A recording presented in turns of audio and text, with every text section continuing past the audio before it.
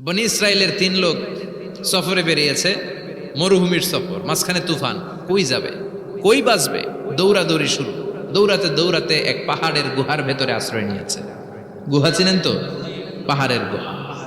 আশ্রয় নেওয়ার সাথে সাথেই বৃষ্টির পানির ঝাপটায় পাহাড়ের উপর থেকে বিশাল এক পাথর খণ্ড এসে পাহাড়ের গুহার মুখটা বন্ধ করে দিয়েছে। বন্ধ, অন্ধকার। এরা পড়ছে বিপদে। হায় হায়, বাঁচার জন্য ঢুকলাম, এখন দিই মরণ। ঢুকছিল কি জন্য? এখন মরণ। বিশাল পাথরের খণ্ড এসে গুহার রাস্তাটা বন্ধ করে দিয়েছে। 3 জন গায়ের যত শক্তি ছিল ধাক্কায়ও পাথর সরাইতে পারে না। হায় হায়, অক্সিজেন ভিতরে যা আছে আধা ঘন্টা শেষ হয়ে যাবে। কি করে বাঁচবো? বাঁচার উপায় নাই। চিল্লা ফাল্লা শুরু হয়ে গেল, কান্নাকাটি শুরু। একজন বলে, তোমাদের জীবনে কার কি ন্যাক আমল আছে, যেই ন্যাক আমলটা আল্লাহর ভয়ে করছিল ওইটার ওসিলা দিয়ে দোয়া করে দেখো কিছু হয় কিনা। সুবহানাল্লাহ কোন? এটাই উপায়। একজন হাঁটু গেড়ে চোখের পানি ছাড়া শুরু করছে আর দোয়া শুরু করছে, আল্লাহ আল্লাহুম্মা কানাত লি আবাওয়ান শাইখান কাবীরা। আল্লাহ, আমার বাবা মা ছিল বৃদ্ধ বৃদ্ধা, আমি পেশায় রাখাল, সারাদিন ছাগল চড়িয়ে রাত্রিবেলা দুধ আনতাম, সবার আগে আব্বা মারে দিতাম, এরপরে আমার ছেলে মেয়ে, এরপরে স্ত্রী। একদিন গভীর রাতে এসে দেখি আব্বা আম্মা ঘুমায়। দুধের বাটি নিয়ে আব্বা আম্মার মাথার সামনে দাঁড়িয়ে রইলাম। ছেলে মেয়েগুলো আব্বা এসে বলে, আব্বা দুধ দাও। আমি বললাম পরে, আগে আব্বা আম্মা খাবে, তারপরে তোরা। ছেলে মেয়েগুলো কান্না জুড়ে দিল, আমি দেই নাই। ফজর পর্যন্ত দাঁড়িয়ে রইলাম। ফজরের আগ দিয়ে আব্বা আম্মা ঘুম থেকে উঠে দেখে তো আমার অবাক, কিরে বাবা দাঁড়িয়ে কেন? বললাম প্রতিদিন দুধ খেয়ে ঘুমাও, আজকে আগে আগে ঘুমিয়েছো, দুধ খাও নাই, তোমাদেরকে আগে দিব বলে দাঁড়িয়ে রইলাম। আল্লাহর ডেকে বলে, আল্লাহ ওই দিন সারা রাত দুধের বাটি নিয়ে মা বাবার শিওরে আমি দাঁড়িয়েছিলাম। ফজরের সময় আব্বা আম্মারে দুধ খাওয়ালাম, তারপরে ছেলে মেয়েদেরকে দিয়েছিলাম, তারপরে স্ত্রীর মুখে দিয়েছিলাম। ও মাবুদ, ওই দিনের এই কাজটা আমি দুনিয়ার কাউরে খুশি করার জন্য করি নাই, শুধুমাত্র তোমার খুশি ছাড়া। ওই রাতের ইবাদত যদি তোমার দরবারে ভালো লেগে থাকে, ফাফাররিজ আন্না মা নাহনু ফি, আজকের বিপদের দিনে কেউ বাঁচানোর নাই, তুমি আমাদের বাঁচাও। ফানফাজারাত, মুহূর্তের মধ্যে 1/3 বিশাল পাথর খণ্ডটা 1/3 ডান দিকে সরে যায়, এক পাশে সরে যায়।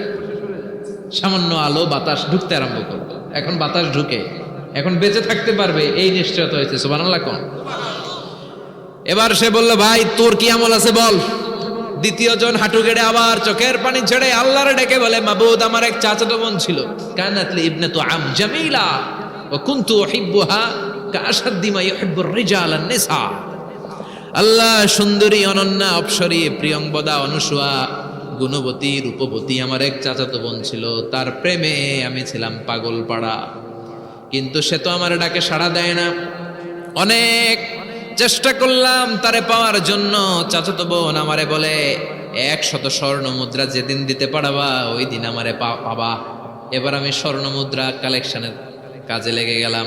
বছরের পর বছর চেষ্টা করে 100 স্বর্ণ মুদ্রা যেদিন পেলাম ওই দিন চাচাতো বোনের কাছে গেলাম, যে তার হাতে স্বর্ণ মুদ্রা দিলাম, বললাম চলো এবার আমরা অপকর্ম করি। স্বর্ণ মুদ্রা পেয়ে সেও খুশি, আমিও খুশি। সে পাইছে স্বর্ণ, আমি পাইছি তারে। গোপন একটা রুমের ভেতরে ঢুকলাম, দুজনে জামা কাপড় খুলে ফেললাম, নেকেড হয়ে পাপ কাজ শুরু করব। ইন দা মিন টাইম আমার চাচাতো বোন আমারে বলে, ও আমার চাচাতো ভাই, আমারে তুই আমার সতীত্ব তুই নষ্ট করে দিস না, ইত্তাকিল্লাহ, আমার সম্ভ্রম তুই শেষ করে দিস না, ইত্তাকিল্লাহ, আল্লাহরে ভয় কর। আল্লাহ, ওই মুহূর্তে ফিরে আসা কঠিন কঠিন, কিন্তু ইত্তাকিল্লাহ, আল্লাহরে ভয় করে, এই শব্দটা যখন শুনলাম আমার ভিতরটা কেঁপে উঠেছে। আমি মুহূর্তে তোমার ভয়ে জামা পড়ে ওই রুম থেকে চিৎকার মেরে বেরিয়ে গিয়েছে। আল্লাহ, সেদিন আমি পাপ কাজ করি নাই, সেদিন আমি মনের খায়েশ মিটাই নাই, তোমার ভয়ে সেদিন আমি দৌড়ে পালিয়েছি। ওই দিনের ইবাদতটা, আমলটা যদি তোমার কাছে ভালো লেগে থাকে, ফাফাররিজ আন্না ফিমা নাহনু ফি, আজকে যেই বিপদে আছি তুমি বাঁচাও। বলার সাথে সাথে 2/3 2/3 পাথরের খণ্ডটা আরো ডান দিকে সরে যায়। সুবহানাল্লাহ পড়েন। এবার আরো বড় ফাঁকা হয়েছে। এবার তারা বেরোতে চেষ্টা করলো, দেখে মাথা বেরোয়, শরীর বেরোয় না, হাত বেরোয়, পিঠ বেরোয় না, পা বের হয়, দেহ বেরোয় না, আরো ছুটতে হবে। এবার বাকি আছে কয়জন? একজন। সে দোয়া করতে শুরু করলো, আল্লাহ ইস্তাজারতু জারাক, আমি ব্যবসায়ী ছিলাম, অনেক শ্রমিক ভাড়া করে একদিন একটা কাজ করালাম, সব শ্রমিকের টাকা দিয়ে দিলাম। এক শ্রমিক টাকা না নিয়ে ভাগলপুর কই যে গেছে নিজেও জানি না, ওর টাকা আমার কাছে রয়ে গেল। এই শ্রমিককে আর টাকাটা বুঝাই দিতে পারি নাই। এই টাকা দিয়ে আমি কয়েকটা ছাগল কিনলাম, এই ছাগলগুলো বাচ্চা দিল, ওগুলো বাচ্চা দিল, ওগুলো বাচ্চা দিল, দিতে দিতে বিশাল ছাগলের ডেইরি ফার্ম করে ফেললাম তার ওই টাকা দিয়ে। এক যুগ 12 বছর পরে সে এসে বলে আমার টাকা ফিরায় দাও। আমি বললাম এই যে ছাগলের ডেইরি ফার্ম পুরোটাই তোমার। সে বলে আতাস্তাজিউ মিন্নি, আমার সাথে ঠাট্টা করো? আমি পাই সামান্য কয়টা টাকা, এক যুগ আগে যে টাকা পাইতাম ওইটা দিলেই চলবে। আমি বললাম ও শ্রমিক, তোমার টাকা দিয়ে আমি ছাগল কিনে ব্যবসা করেছি, ছাগল বাচ্চা দিয়েছে, বাড়তে বাড়তে বাড়তে বাড়তে আজকের বিশাল এই ডেইরি ফার্ম। এই ডেইরি ফার্মের মালিক আমি নই, তুমি নিয়ে যাও। বলার সাথে সাথে শ্রমিক আনন্দে নাচতে নাচতে ডেইরি ফার্ম নিয়ে যায়। ও আল্লাহ, ওই দিন যদি সে যতটুকু টাকা পাওনা ছিল অতটুকু দিলেই সে খুশি হয়ে যেত। শুধু তোমার খুশির জন্য পুরো ডেইরি ফার্ম আমি তারে দিয়ে দিয়েছিলাম। আল্লাহু আকবার। আল্লাহ, আজকের এই বিপদের দিনে আমার সেদিনের আমলটা যদি তোমার কাছে ভালো লাগে তুমি বাঁচাও। বলতে দেরি, মুহূর্তের মধ্যে বিশাল প্রকাণ্ড পাথর খণ্ডটা অন্যদিকে দৌড়ে চলে যায়। পাহাড়ের গুহা ওপেন, পাথর খণ্ড নাই। আল্লাহর শুকরিয়ার তাকবীর দিতে দিতে 3 জন বের হয়ে যায়। সুবহানাল্লাহ পড়েন। সহিহ বুখারীর বর্ণনা, সহিহ হাদিস। নিজের এমন কোন নেক আমল যদি থাকে যে আমলটা শুধু আল্লাহর জন্য করেছিলাম, ওই নেক আমলের ওসিলা দিয়ে দোয়া করলে দোয়া কবুল করবে কে? করতে রাজি আছেন তো? এরকম অনেক শুনবেন ক্যান্সারে আক্রান্ত, দুরারোগ্য ব্যাধি, বাংলাদেশের চিকিৎসা শেষ, ইন্ডিয়া গেছে, কয় বাঁচবো 3 মাস। কয় মাস? এরপরে 7 বছর বাইসেছিল। কেমনে বাঁচল? কেমনে? দোয়া। দোয়ার পাওয়ার আছে না নাই? তবে দোয়াটা দোয়ার মতো হতে হবে। সিনসিয়ার দোয়া ইজ লাইক এ মিসাইল। একনিষ্ঠ দোয়া এটা মিসাইলের মতো। মিসাইল হামলা করলে ইঞ্চি ইঞ্চি যেখানে মিসাইল বোমাটা পড়ার কথা ঠিক ওখানে পড়বে। ড্রোন হামলা করলে ঠিক ওখানে, ব্যালিস্টিক ক্ষেপণাস্ত্র নিক্ষেপ করলে লক্ষ্য বস্তু যেমনি ভিত করে, তেমনি দোয়ার মতো দোয়া করলে মুহূর্তেই দোয়া কবুল হয়ে যায়। আমরা দোয়ার মতো দোয়া করতে জানি না, কেমন করে দোয়া করতে হয় আমাদের জানা নাই, এজন্য দোয়াও কবুল হয় না। চিল্লায় কোন ঠিক কিনা? কিন্তু আল্লাহ ওয়াদা দিয়েছেন, উজিবু দাওয়াতাদ দাঈ ইযা, আমার বান্দা দোয়া করলে আমি দোয়া কবুল করি, আমার বান্দা চাওয়া মাত্রই আমি কবুল করে নেই। সুবহানাল্লাহ পড়েন।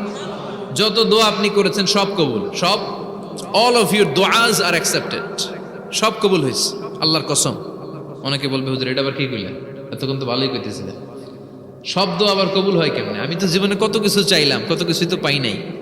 আছে না এরকম? অনেকে অনেক পেরেশান, আফসোস করে হুজুর চাইলাম আল্লাহ দিল না। 4টা মাইয়া, এবার কাবা ধইরা চাই আইছি পোলার কথা, এটাও হয়েছে মাইয়া। আছে না নাই? 5টা ছেলে হয়েছে, মেয়ের জন্য বুকটা হাহাকার। হজে যে আরাফাতের ময়দানে চেয়ে আসলাম, এইবারও হয়েছে আর একটা পোলা। আছে না নাই? কত কিছু চাইলাম, পাইলাম না, হুজুর দিল না আল্লাহ। বলে না আপনার সব দোয়া কবুল, তবে কবুল হওয়ার 3টা সিস্টেম আছে। কয়টা? 3টা। চান্দোলার ভাইয়েরা মনে থাকবে? কয়টা? 3টা। আপনি যত দোয়া করছেন সব কবুল, কারণ আল্লাহর কাছে কিছু চাইলে আল্লাহ ফিরাইয়া দিতে জানে না। আল্লাহ জানেই না কেমনে ফিরাই দিতে হয়। সুবহানাল্লাহ কোন? চাওয়া মাত্রই আল্লাহ বলে অ্যাকসেপ্টেড, যা কবুল, দিব দিব না এটা বলতে জানে না, চাওয়া মাত্রই বলে দিব। 3 সিস্টেম। নাম্বার 1, আপনি আল্লাহর কাছে দোয়া করলেন, চাইলেন, আল্লাহ বলে দিব, বলেই তিনি দিয়ে দেন আর আপনি খুশি হয়ে যান, পেয়ে গেলেন। নাম্বার 2, আপনি আল্লাহর কাছে দোয়া করলেন, চাইলেন, তখনও আল্লাহ বলে দিব, তবে এখন না, সবুর, একটু পরে দিব। কখন দিলে আমার জন্য ভালো, আমার চেয়েও ভালো জানে কে? আল্লাহ, পরে দিবে। নাম্বার 3, চাইলেন, দোয়া করলেন, আল্লাহ তখনও বলে দেব, তবে এখনো না, পরেও না, কিয়ামতের দিন যেদিন বিপদে পড়বে ওই দিন দেব।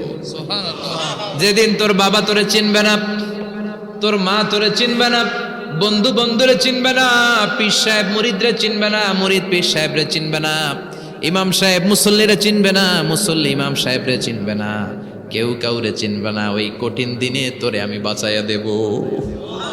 তাইলে দোয়া যা করছেন ছোটবেলা থেকে আজকে পর্যন্ত, লস হয়েছে না লাভ? লস না লাভ? প্রতিদিন শতবার তাওবা ইস্তেগফার করতে রাজি আছেন? আল্লাহর জিকির করতে রাজি আছেন তো? আর বেশি বেশি দোয়া করতে রাজি আছেন? সবাই সবার জন্য দোয়া করবো, রাজি আছেন তো? আল্লাহ আমাদের সবাইকে কথাগুলো বুঝার ও আমল করার তৌফিক দান করুক। আমরা পড়ি আমিন।